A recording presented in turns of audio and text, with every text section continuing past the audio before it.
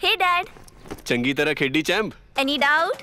ಕಿಡ ಕಿಡಿ ಹಚ್ಚಬೇಕು ಸುಖಿ ಸುಖಿ ದಾಗ ಬೇಕು नो डाउट इन्ना सुक्के दागा लई है सर्फ एक्सेल मैटिक हुण नवे पैक विच एसपीपी टेक्नोलॉजी दे नाल ए जिद्दी सुक्के दाग कड्डे सेमी ऑटोमेटिक मशीन विच ही एनी डाउट नवा सर्फ एक्सेल मैटिक।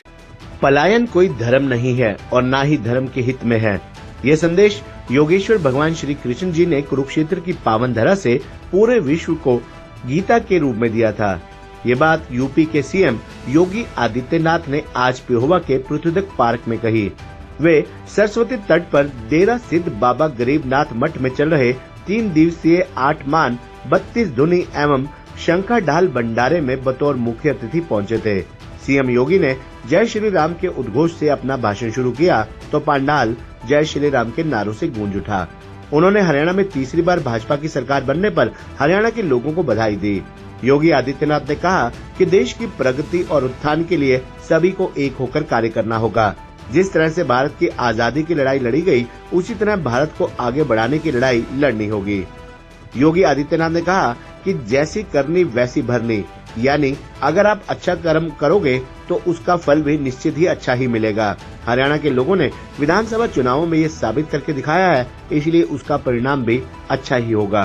कार्यक्रम में हरियाणा के मुख्यमंत्री नायब सिंह सैनी से बड़ी चूक हो गई।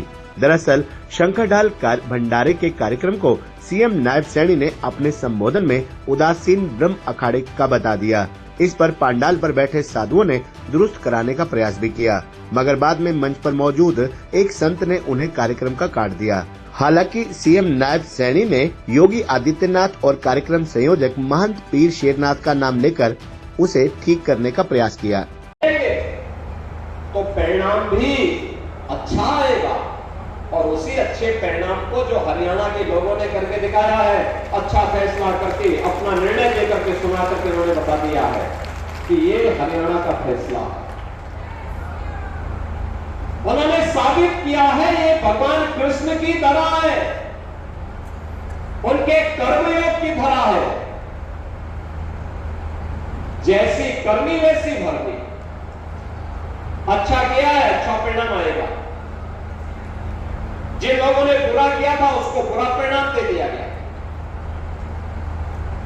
और दूसरा है निष्क्रिय स्थिति। एक योगी अपने अभ्युदय को विस्मृत करके कभी निष्क्रिय स्थिति प्राप्ति नहीं कर सकता।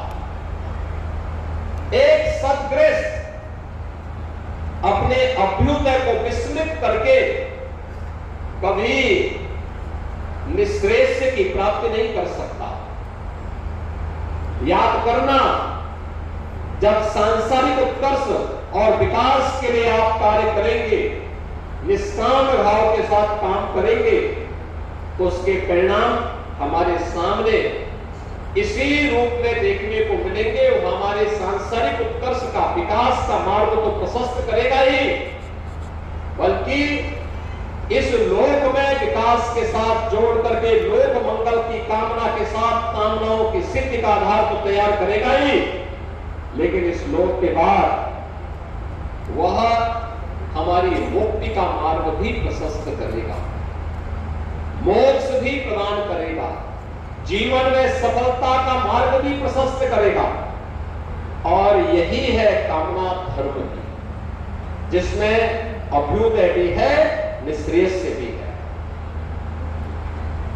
इन्हीं कामनाओं को लेकर के प्राचीन काल से ही संतों का समागम संप्रदाय के स्तर पर, खड़गंसन संप्रदाय के स्तर पर होते रहे हैं। और इन समागमों के माध्यम से समय समय पर होने आज इस धराधाम को पवित्र करने के लिए आने वाले देवीय पुरुषों के माध्यम से, महापुरुषों के माध्यम से जो विशिष्ट घटनाएं घटित हुई, वही हमारे पर्व और त्योहार बन गए। ये पर्व और त्योहार किस रूप में? अभी दीपावली आने वाली है, यानी बापू ने भंडारा ऐसे समय में किया है जब उसके ठीक 2 दिन के बाद दीपावली आने जा रही है। तो मैं आप सब हरियाणा वासियों को इस शानदार जीत के साथ साथ दीपावली की भी बधाई देता हूं, मंगल की शुभकामनाएं आप सबकी प्रति करता हूं। तीसरा, संतों का समागम यहाँ पर है, यह संतों का एक कुंभ भी है। और रविंद्रपुरी जी महाराज और संपूर्णानंद जी महाराज अभी जो बता रहे थे, प्रयागराज में इस वर्ष महाकुंभ का आयोजन भी होने जा रहा है 13 जनवरी से लेकर के 26 फरवरी तक। यानी दुनिया का ये सबसे बड़ा आयोजन होता है, सबसे बड़ा समागम होता है। सनातन धर्म का सबसे बड़ा समागम प्रयागराज में 2025 के प्रयागराज महाकुंभ के अवसर पर हम सबको देखने को मिलेगा, जिसमें भारत के अंदर सनातन धर्म के साथ साथ उनके पूज्य संतों की उपस्थिति होगी।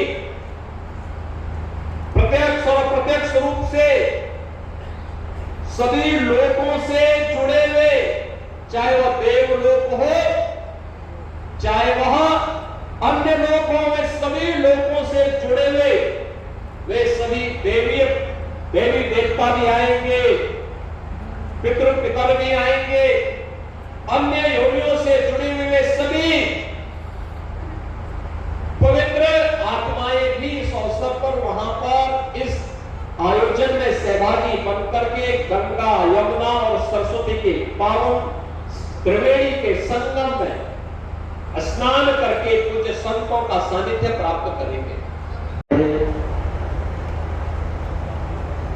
आज हरियाणा की इस पवित्र भूमि पर पहुंचे हमारा उदासीन श्री ब्रह्म अखाड़ा साहिब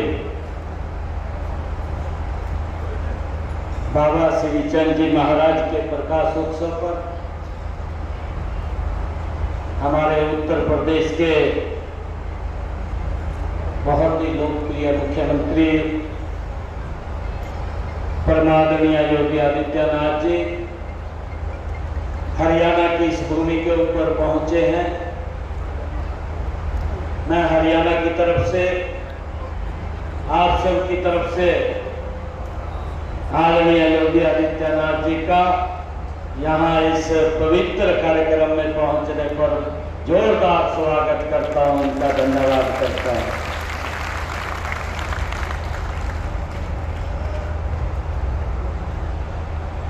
आज का जो कार्यक्रम है बाबा श्री चंद जी महाराज के 530वें प्रकाश उत्सव के अवसर पर यह कार्यक्रम का आयोजन किया गया। संत समागम भी है। मैं बाबा श्री चंद जी महाराज को आज नमन करता हूं, प्रणाम करता हूं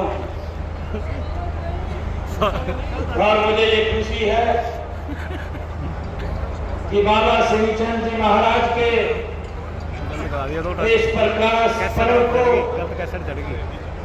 हमारे अखाड़ा के जो संत हैं उसको रक्तदान सेवा या गरीब कन्याओं के विवाह, खेल कूद प्रतियोगिताएं आदि उनके प्रकाश पर्व के अवसर के ऊपर वो आयोजन यहाँ पर करते हैं। मुझे आज इस अवसर के ऊपर जो हमारे संतगण और हमारी सभी यहाँ पर नेतागण आए हैं, मैं उनका भी बहुत बहुत स्वागत और धन्यवाद करता हूँ।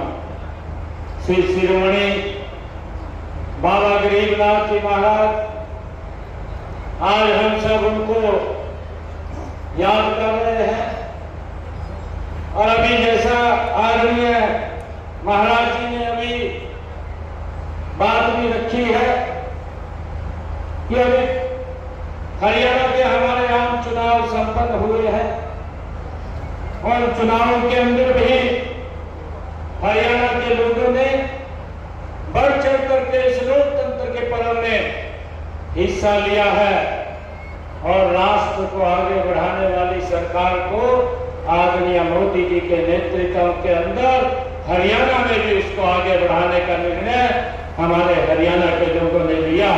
मैं इसके लिए सभी का बहुत बहुत धन्यवाद और साधुवाद देता हूं। हमें खुशी है कि हरियाणा के अंदर हमारी सरकार ने पिछले दिनों एक योजना बना करके संत प्रचार प्रसार समिति बना करके जितने हमारे महापुरुष हैं, जो हमारे बड़े संतगण हैं, उनके दिवसों को राज्य स्तर के ऊपर मनाने का ये मौका ये पिछले दिनों हमारी सरकार के अंदर लोगों को मिला।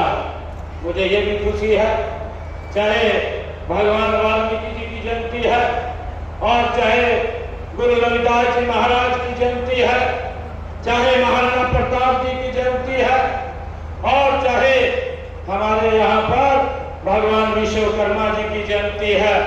जितने भी हमारे संत महापुरुष हुए हैं, जिन्होंने इस देश